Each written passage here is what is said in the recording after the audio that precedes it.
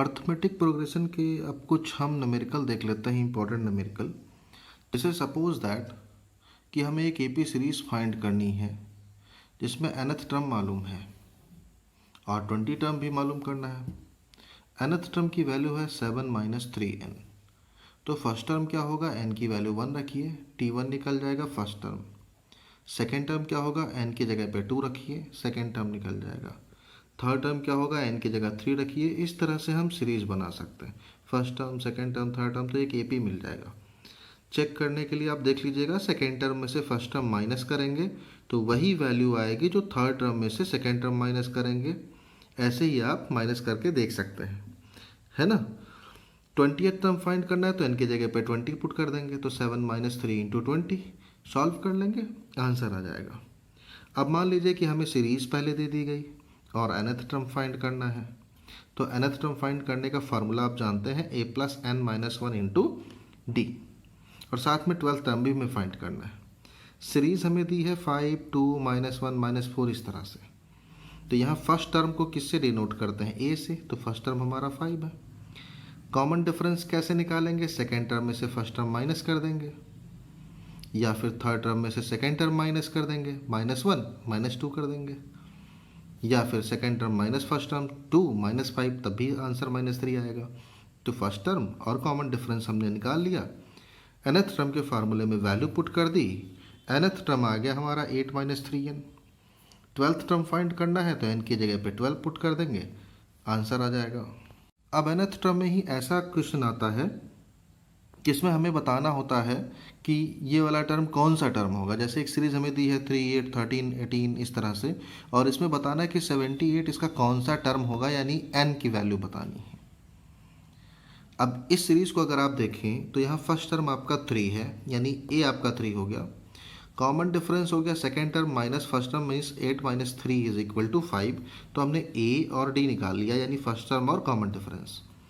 nth term का formula लगाया, suppose कर लिया कि जो 78 है वो nth टर्म है, n नहीं मालूम है कौन सा टर्म है, तो tn की वैल्यू आपकी 78 हो गई।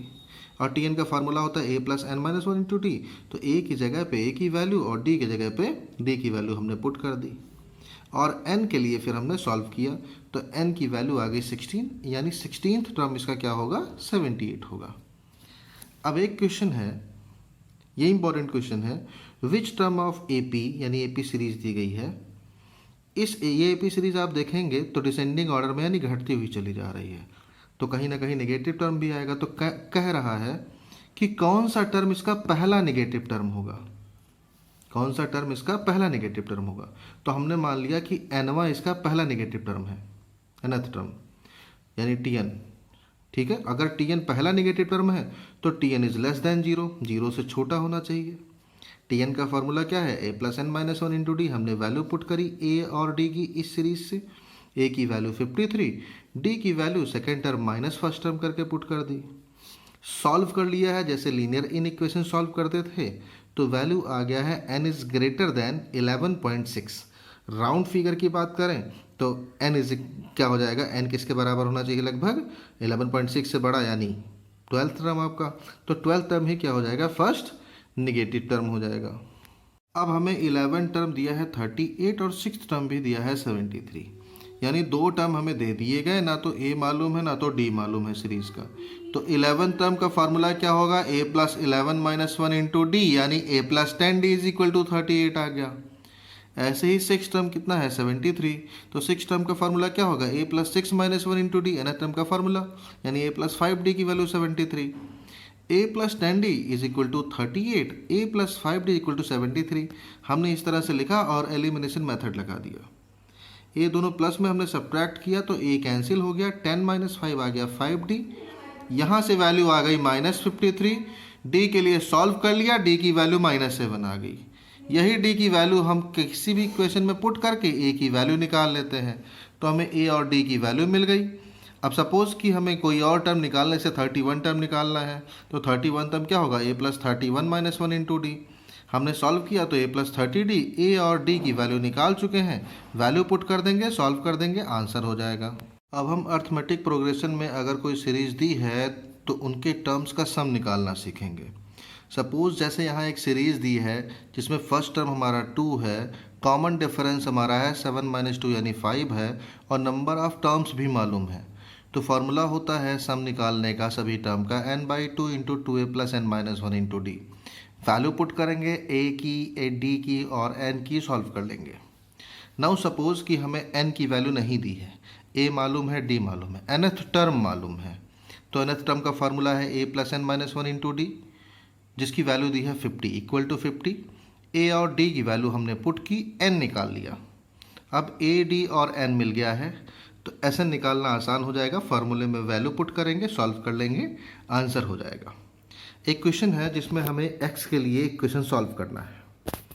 सीरीज दी गई है जिसमें पहला टर्म हमारा a है 1, कॉमन डिफरेंस आएगा 4 माइनस 1 इंटू 3 क्योंकि ये अर्थमेटिक प्रोग्रेशन है।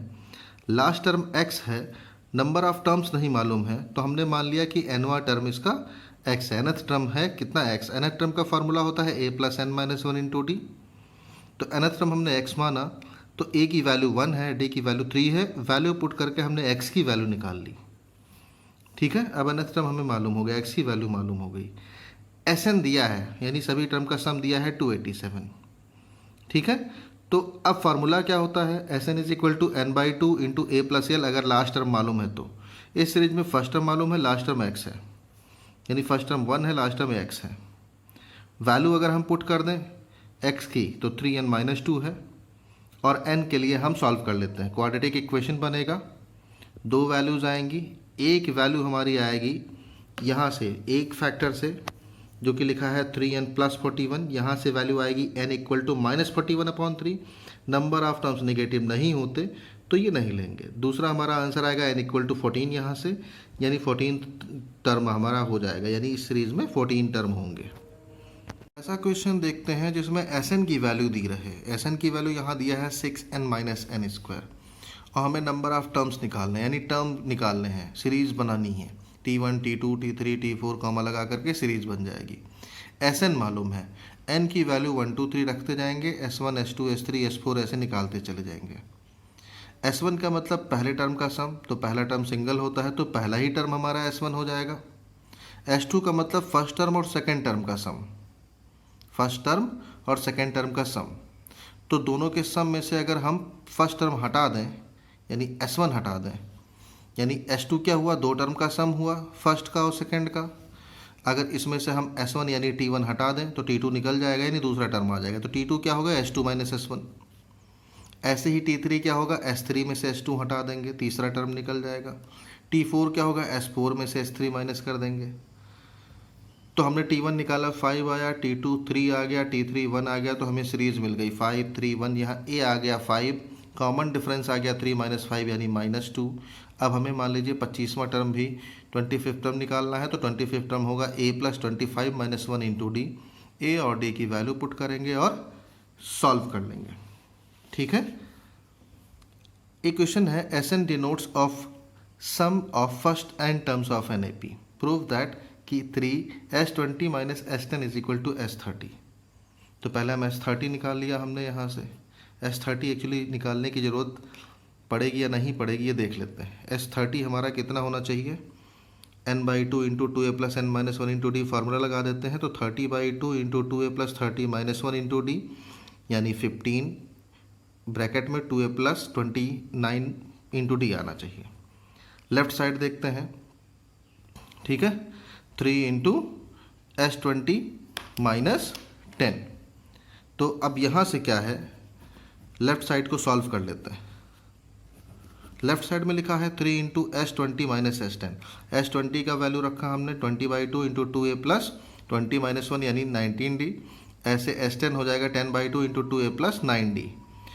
हमने इसको सॉल्व किया है तो वैल्यू आई है 2a प्लस 29d, 15 कॉमन है, दोनों बराबर आ गए हैं, यानी ये प्रूफ जो करना था वो प्रूव हो गया। अर्थमेटिक प्रोग्रेशन में हमें जब सीरीज़ नहीं मालूम रहती, डिजिट मालूम नहीं रहती और कुछ रिलेशन मालूम रहते हैं, उससे हमें डिजिट्स पता करनी होती हैं। तो कैसे पता करते हैं ये देख लेते हैं।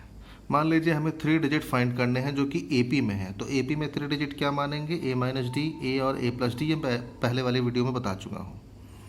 अब इस पर रिलेशन क्या दिया है कि तीनों जो टर्म हमने लेट किए हैं, यानी जो तीनों जो टर्म है हमारे पास एपी में, उनका सम है 30। तो हमने ऐड किया है, डी और डी कैंसिल हो गया, ए निकल गया, फर्स्ट टर्म यानी निकल गया। और साथ में एक रिलेशन और दिया है कि जो पहली डिजिट है और तीसरी डिजिट है, इनका रेशियो 3/7 है। अब यहाँ पे यानी a minus D upon A plus D equal to 3/7। A की वैल्यू पुट की, क्रॉस मल्टीप्लिकेशन लगाया और डी निकाल लिया, ए और डी मिल गया। डिजिट है a minus D, A plus D, A और डी की वैल्यू पुट की तो हमें मिल गए, डिजिट्स मिल गए 6, 10 और 14। ठीक है, इसमें मार्किंग भी मैंने बताई है। जब आप ए की वैल्यू निकालेंगे, पहले स्टेटमेंट में जब वैल्यू पुट करके सॉल्व करेंगे तो 1 मार्क्स मिलेगा। दूसरे स्टेटमेंट में जहाँ वैल्यू आप पुट कर देंगे, ठीक है, सॉल्व करेंगे, वहाँ 1 मार्क्स मिलेगा। और तीसरा मार्क्स आपको मिलेगा जब आप आंसर नोट करेंगे।